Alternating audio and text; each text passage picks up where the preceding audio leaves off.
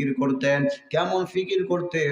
তেলাওয়াত যদি মানুষ আমরা ব্যতীত অন্য মানুষ শুনে, তাইলে তো অন্য মানুষ শুনলে, এই কোরআনের তেলাওয়াত যদি অন্য মানুষ শুনে, তাইলে তো পয়গম্বরের দরবারে এসে এসে তারা কালেমা পড়ে মুসলমান হয়ে যাবে। আর আমরা যারা শুনি এই তেলাওয়াত আমরা শুনতেছি, এটা তো আমরা শুনি, কেউ যেন না শুনে, এই চিন্তা ফিকির করতেন। আর তারা ধীরে ধীরে ভাবতেন এটা আমরাই শুনবো, অন্য কাউরে শোনানো যাবে না।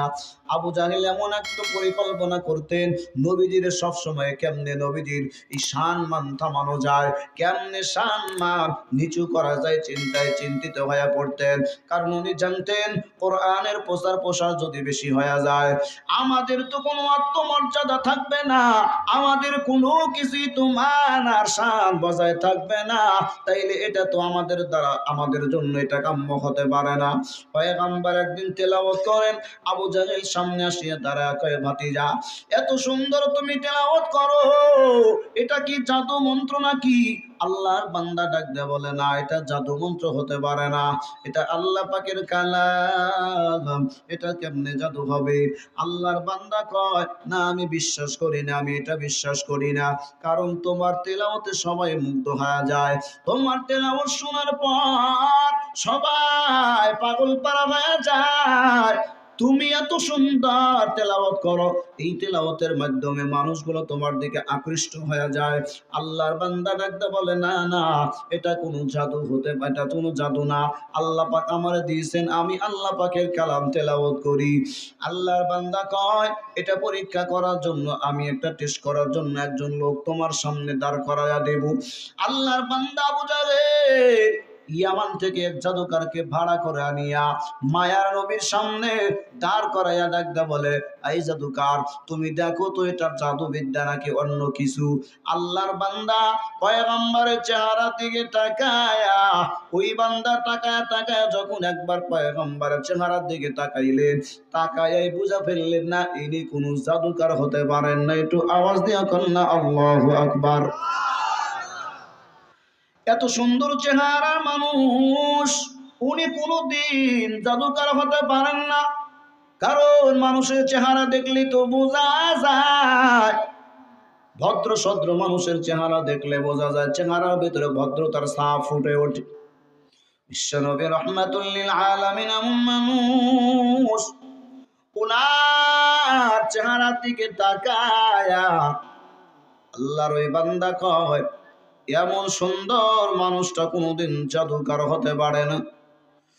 এরপরে পয়গম্বর ডাকতে বলেন, ভাই আপনি যেহেতু আসছেন নয়, তাইলে আমি একটু আমার এই কালামুল্লাহ থেকে আমি পড়ি, আল্লাহ পাকের লৌহে মাহফুজের কালাম, এখান থেকে আমি একটু তেলাওয়াত করে শোনাইয়া দেই। আপনি শুনলেই বুঝতে পারবেন, যেহেতু আপনি জাদুবিদ্যাশীল, আপনি যেহেতু জাদুবিদ্যা জানেন, এটা জাদু মন্ত্র না অন্য কিছু, আপনি শুনলেই বুঝতে পারবেন। আল্লাহ পাকের বান্দা বলেন, হ্যাঁ আপনি তেলাওয়াত করতে পারেন। পয়গম্বর তেলাওয়াত শুরু করলেন, মায়ার নবী লম্বা টাইম তেলাওয়াত দেওয়ার পর, অনেকক্ষণ তেলাওয়াত করার পর পয়গম্বর যখন তেলাওয়াত বন্ধ করে দিয়েছেন, তেলাওয়াত বন্ধ করার পর ওই জাদুকরের চেহারার দিকে তাকায়া তাকায়া দেখি আল্লাহর বান্দা কেমনে যেন তার চোখ দিয়া পানির ফোঁটাগুলো জমিনের ভিতরে পড়ে। মায়ের নবী ডাকতে বলেন, ও ভাই আপনি এই জায়গায় বসে কান্না করেন, আপনি আর আমি এখানে তো অন্য কোনো লোক নাই, আপনাকে কে আঘাত করেছে? আপনাকে কেউ কি আঘাত করেছে নাকি আপনাকে কষ্ট দিয়েছে নাকি? আল্লাহর বান্দা ডাকতে বলে, না না আমারে কেউ আঘাত করে নাই, আমারে কেউ উপহার করে নাই, তবে পয়গম্বর আপনি এমন একটা কালাম থেকে আপনি পাঠ করা শুরু করেছেন, কেন আপনি থামলেন? আমারে কেউ আপনার এখানে কেউ আঘাত করে নাই, আমার পিঠে আঘাত করে নাই, আমার মাথায় কেউ আঘাত করে নাই, আমার জবানে কেউ আঘাত করে নাই। পয়গম্বর আপনার ওই তেলাওয়াত শুনবার পরে আমার মনের অজান্তে আমার দিলে গিয়ে কে যেন আঘাত লাগাইছে, আমার মনের অজান্তে চোখ দিয়ে টস টস করে পানির ফোঁটাগুলো জমিনে পড়েছে। সুবহানাল্লাহ। জমিনটা এমনি ভিজা দেয়। আল্লাহর পয়গম্বর ডাকতে বলে, তাইলে কি বুঝলা, এটা জাদুবিদ্যা নাকি অন্য কিছু? আল্লাহর বান্দা ডাকতে কয়, পয়গম্বর, আমি যখন এই জায়গায় বসছিলাম, সর্বপ্রথম আপনার চেহারাটা দেখার পর ওই সময় আমার ধারণা হয়েছে, না এটা কোনো জাদুবিদ্যা হতে পারে না। আমারে তো আনছিলে, উনি তো আমারে ভাড়া করে আনছে আপনারে এই জায়গায়, আপনার এটা জাদুবিদ্যা নাকি অন্য কিছু টেস্ট করার জন্য। তবে পয়গম্বর, আমি আর এই কুফরি এই সিনাটা নিয়ে আমি আর আমার দেশে ফিরে যেতে চাই না। আপনার হাতে হাতটা রাখলাম, ওই কোরআন আর শান মানওয়ালা ওই কোরআনের হাতে হাতটা রাখলাম, আপনার হাতে হাতটা দিয়ে আমি ওয়াদাবদ্ধ হইলাম, এখনই আমার কালেমা পড়াইয়া মুসলমান বানাইয়া তারপরে বাড়ি পাঠাইয়া দেন। সুবহানাল্লাহ। এটাই হলো কোরআনের জিন্দা মুজিজা, এটাই হলো কোরআনের ছোঁয়া।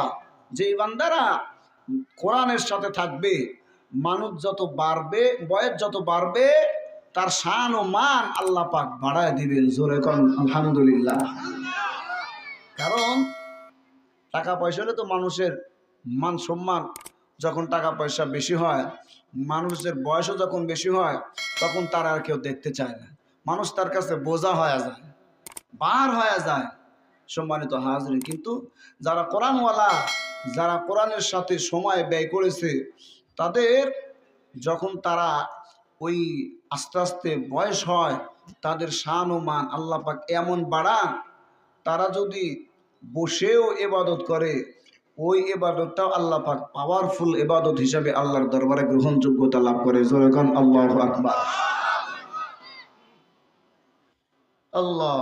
সম্মানিত হাজিরিন, এই জন্যে কোরআনের সাথে এখানে সাধারণ মানুষ যারা আছেন, ওলামা ইকরামকে ওয়াজ করার যোগ্যতা তো আমার নাই, সাধারণ মানুষ যারা আছেন তাদেরকে একটা কথা বলি। অনেকেই জিজ্ঞাসা করলে আমার মনে হয় এখানে যত মানুষ আছেন তার ভিতরে বারানা মানুষগুলাই বলবেন, হুজুর সহি করে কোরআন তেলাওয়াত করতে পারি না। এমনই একটা হালাত, মানুষ নেট শেখার জন্য, নেট প্র্যাকটিস করার জন্য, গুগল প্র্যাকটিস করার জন্য একজন মানুষের কাছে যায়, কিন্তু কপালটা এতই বড় খারাপ হয়েছে, একটা কোরআনের আয়াত শিক্ষার জন্য, একটা কোরআনের আয়াতকে সহি থেকে বিশুদ্ধ করে শেখার জন্য, একটা সূরা ফাতিহাটা সহি করে বিশুদ্ধ করে তেলাওয়াত করার জন্য আধা ঘন্টা সময় ইমাম সাহেবের কাছে দিতে রাজি না। আলমেরা জাজু করদান বেহিসাব, খলকেরা দাদান জওয়াবে বা সওয়াব, হক না দারত দুস্তে খলকা জারেরা, নিস্তে খসলত একে দিনদারেরা। কোরআন মানুষকে আলোর পথ দেখায়, অন্ধকার থেকে বাহির করে আলোর পথ দেখায়। আল্লাহ পাক বলেন, কিতাবুন আনজালনাহু ইলাইক লিতুখরিজান নাসা মিনাজ যুলুমাতি ইলান নূর। এমন কিতাব যেটা মানুষকে অন্ধকার থেকে বাহির করে আলোর দিকে, আলোর পথ দেখায়, মানুষকে জান্নাতি পথ দেখায়, এটা একমাত্র শুধুমাত্র কোরআন। সম্মানিত হাজিরিন, তো আমি অন্যদিকে যাব না, আমি শুধু তেলাওয়াত নিয়ে কিছু কথা বলতে চাই। তো জিন্দা মুজিজা এটা কোরআনে তেলাওয়াতের ভিতরে পাওয়া যায়। আমাদের কারি ইব্রাহিম সাহেব রহমতুল্লাহ আলাই, উনি যখন কোরআনে তেলাওয়াত করতেন মাঝে মধ্যে বেহুশ হয়ে যাইতেন।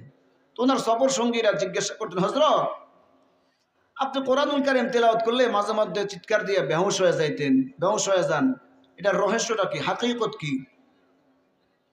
আল্লাহর বান্দা ডাকদা বলতেন, আমি যা দেখি তা দেখো না।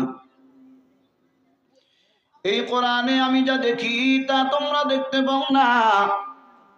কারণ কেমনে দেখবা, দেখার মতো তো আলাদা একটা পাওয়ারফুল চোখ লাগবে, একটা আলাদা কান লাগবে, একটা আলাদা নাক লাগবে, একটা আলাদা হাত লাগবে। বান্দার হাতও নষ্ট, বান্দার জবানটাও তো নষ্ট, বান্দার জিহ্বাটাও তো নষ্ট। আল্লাহর বান্দা ডাকতে বলতেন, এরে খাদেম, কেন আমার কোরআনুল কারীম তেলাওয়াত করলে আমি নিজের কন্ট্রোল রাখতে পারি না? আল্লাহর এই বান্দা ডাকতে কয়, জিন্দেগিতে আপনার কত কারিশমা আমরা দেখলাম, কিন্তু এই কারিশমাটা তো আমরা বুঝতে পারলাম না, কিভাবে আপনি নিজের কন্ট্রোল রাখতে পারেন না, কোনটা কারণ? আল্লাহর বান্দা ডাকতে কয়, একটাই মাত্র কারণ, সেটা হলো আমি যখন কোরআনুল কারীমের তেলাওয়াত করার জন্য আমি কোরআনটা সামনে নেই, আর আমি যখন এইভাবে তেলাওয়াত শুরু করে দেই, মাঝে মধ্যে তাকাইয়া তাকাইয়া কোরআনের দিকে তাকাইয়া আমি দেখি আয়াতের ফাঁকে ফাঁকে আর নোক্তার ফাঁকে ফাঁকে কেমন যেন আমার মাওলা পাকের নূরের তাজাল্লি আমি ইব্রাহিম দেখতে পাই। আওয়াজ দিয়া কোন সুবহানাল্লাহ। বেকজা কুরআন মে আয়ে মুহতারাম মুস্তাফা কি উম্মতে খায়রুল উমাম। আল্লাহ পাকের বান্দা বলে, শুধু তাই না, কোন বান্দা যদি আল্লাহ পাক রব্বুল আলামিনের সাথে কথা বলতে চায়, কোন বান্দা যদি আল্লাহ পাকের সাথে আলাপ করতে চায়, পার্সোনাল কোন আলাপ করতে চায়, আল্লাহ পাকের মজা অর্জন করতে চায়, আল্লাহ পাকের দিদার কামনা করতে চায়, ওই বান্দা যেন বেশি বেশি বেশি বেশি তেলাওয়াতে কোরআন চালায়। আল্লাহ পাক ওই বান্দার সাথে বেশি বেশি কথা বলার জন্য রেডি হইয়া যায়। সম্মানিত সুধী, এই জন্যে কোরআনের পয়গাম্বার আগে ঈসা ওই সাহাবা ইকরামকে কোরআনের ব্যাখ্যা আগে শেখান নাই, তেলাওয়াত শিখাইছেন। প্রত্যেকটা সাহাবা ইকরাম তো কোরআনে হাফেজে কোরআন। এই জন্যে কোরআনের তেলাওয়াত মানুষকে আলাদা একটা দিলের শান্তি যোগায়, দিলের খোরাকি দেয়, দিলের শান্তি, দিলের দুঃখ, দিলের অশান্তি দূর করে দিলে একটা প্রশান্তি, একটা শান্তিদায়ক দিলে বান্দার প্রশান্তির একটা আনন্দের একটা হিল্লোল সৃষ্টি করে দেয়, যেটা অন্য কোনো টাকা গাড়ি বাড়ি এগুলা অন্য কিছু দিতে পারে না, শুধুমাত্র একমাত্র কোরআনের তেলাওয়াতই দেয়। কারণ এটা এই সময় বুঝে আসবে না, হেফজখানার ছাত্ররা বোঝে, যখন ওনাদের ক্ষুধা লাগে তখন হচ্ছে কি ওনাদের সবকের টাইম চলে। বিশ্বাস না হয় মাদ্রাসা ঢুকে দেখেন, কারণ আপনারা তো সন্ধ্যাবেলায় খাবার খান। ঢাকা শহরের মানুষ হয়তো একটু ব্যতিক্রম হতে পারে, কিন্তু আমাদের সিরাজগঞ্জে হচ্ছে গ্রাম অঞ্চলের মানুষ, তো পল্লী অঞ্চলের মানুষ, ওনারা ওই সন্ধ্যাবেলায় খাবার খায়, খাইয়ে ঈশার নামাজ পড়ে ঘুম দেয়। আর এই ছাত্র যারা আছে না, কি এর গ্রাম্য আর কি এর শহরের, সবই ব্যতিক্রম। যে টাইমে আপনারা খাবার দাবার খায় ঘুমায় যাবেন, ওই টাইমে কেবল তারা খানার প্লেট হাতে নেয়। কেন? কারণ ওই টাইমে তাদের ওই কালামুল্লাহ মুখস্থ করার সবকের টাইম চলে।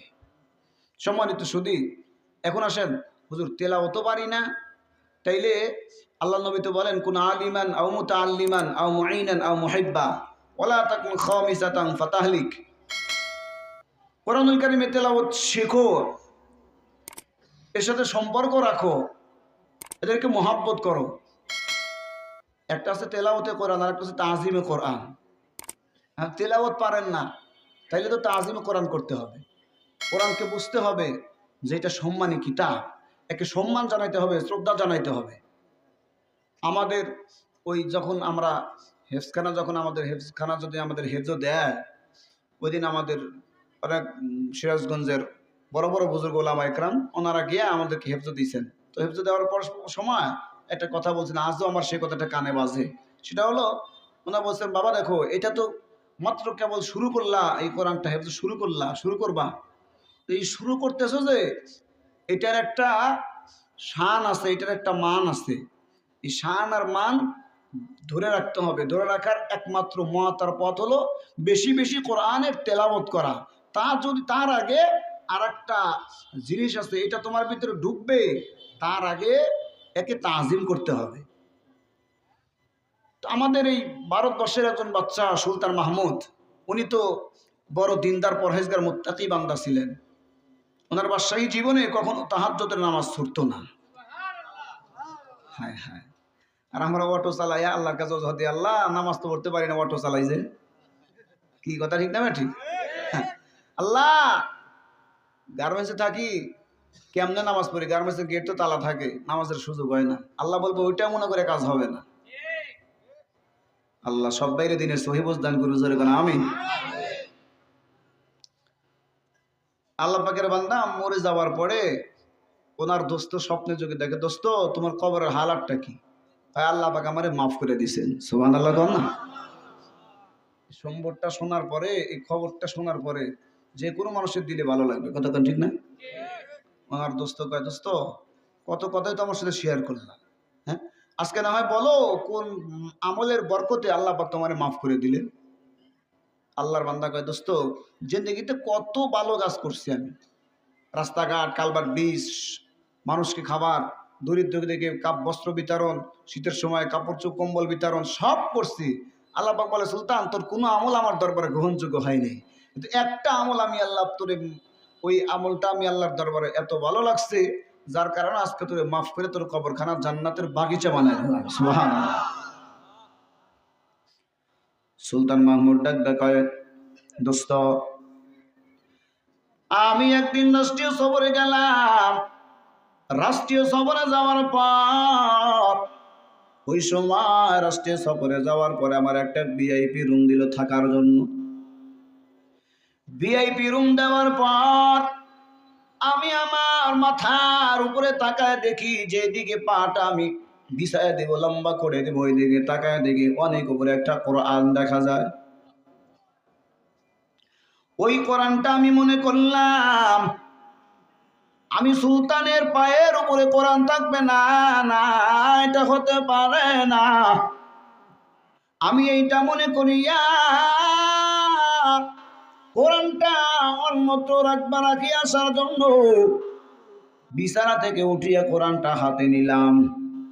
হাতে নেওয়ার পর ওই কোরআনটা আমি অন্য ঘরে রাখার জন্য যখন আমি হাতে নিলাম, দিল থেকে কে যেন আমার ধাক্কা দিয়া কয়, রে সুলতান তোর চাইতে তো কোরআনের দাম কোনো অংশে কম না, কেন তুই কোরআনটারে অন্য ঘরে নিবি? বাদশাহী জিন্দেগি দান করেছি তোরে আমি, তাই বলে কি কোরআনের দাম তোর চাইতে কম নাকি? এমন কথাগুলো মনে করার পর আল্লাহর বান্দা ডাক দিয়ে কয়, আমি সুলতানের দাম কম, কোরআনের দাম অনেক বেশি। আল্লাহ পাকের বান্দা এটা ভাবিয়া ওই বান্দাটা কোরআনটারে ওই জায়গায় রাখিয়া অন্য ঘরে গিয়ে আল্লাহর বান্দা একটা কাতা বিছাইয়া পোলোর উপরে বসিয়া আল্লাহর বান্দা সুন্দর করে ওই জায়গায় শুয়ে গেলেন। আল্লাহ পাকের আল্লাহর বান্দা কোরআনটা এইভাবে যখন তাজিম করিয়া ওই বান্দা একটা ফুলের উপরে কাতা বিছাইয়া সুন্দর করে ঘুমিয়ে গেলেন। কিছুদিন পরে মরণ হওয়ার পর আল্লাহর বান্দা ডাক কয়, আল্লাহ পাক রব্বুল আলামিন তখন সন্তানরে জানায়া দেয়, ওরে সুলতান জিন্দেগিতে এমন কোনো আমল নাই, কত টাকা পয়সা, কত ব্রিজ, রাস্তাঘাট, কালভার্ট বানায় দিলা, আমি আল্লাহ কোনোটাই তোমার জন্য মঞ্জুর করি নাই। এই কোরআনকে তাজিম করার বদলতে আমি আল্লাহ পাক রব্বুল আলামিন আজকে তোমার বাদশাহী জিন্দেগি, দুনিয়াও যেমন বাদশাহ, আমি আল্লাহ পাক কবরেও তোমার বাদশাহী জিন্দেগি দান করে দিলাম, তোমার কবরটা জান্নাতি বাগান বানায়া দিলাম। সম্মানিত হাজিরিন, হুজুর আসছে, আমি আর আলোচনা লম্বা করব না। আমি দুইটা জিনিস আপনাদেরকে বুঝাইতে চাইছিলাম। একটা হলো তেলাওয়াতে কোরআন, আপনি বিসমিল্লাহটা পারেন না কেন, এটাই বেশি বেশি পড়বেন। সূরা ফাতিহাটা পারেন, এটাই বেশি বেশি পড়বেন। ওলামা ইকরামের কাছে আসবেন, এসে বলবেন, হুজুর আমার এই সূরাটা সহি আছে কিনা, সূরা ইখলাসটা সহি আছে কিনা, সূরা ফাতিহাটা সহি আছে কিনা। একটু এই যে দুই শাখা মাদ্রাসা, মহিলা মাদ্রাসা, এখানে আর একটা শাখা খোলা হয়েছে নতুন, আলহামদুলিল্লাহ শুনতে পারলাম। এই যে মাদ্রাসা এসে ওলামা ইকরামের সান্নিধ্যে উলামা একরামের তত্ত্বায়নে এসে আপনার মূল্যবান সময়টুকু এখানে ব্যয় করবেন। তাতে কোরআনকে যেরকম তাজিম করা হবে, আপনার বিশুদ্ধ তেলাওয়াত শেখা হবে। রাজি আছেন ইনশাআল্লাহ? সবাই রাজি আছেন তো ইনশাআল্লাহ? আল্লাহ পাক সবাইকে কবুল করুন, জোরে বলেন আমিন। আল্লাহ পাক সবাইকে কোরআনের সাথে শেষ নিঃশ্বাস পর্যন্ত লেগে থাকার তৌফিক দান করুন, সকলে বলে আমিন। আমার জন্য দোয়া আছে, আমি আলোচনা শেষ করছি। এই মাদ্রাসাকে আল্লাহ পাক যেন কবুল করেন, এই মাদ্রাসাকে যেন আল্লাহ পাক কিয়ামত পর্যন্ত সহি তরিকায় যেন আল্লাহ পাক দিনে তালিম আর তরবিয়ত দেওয়ার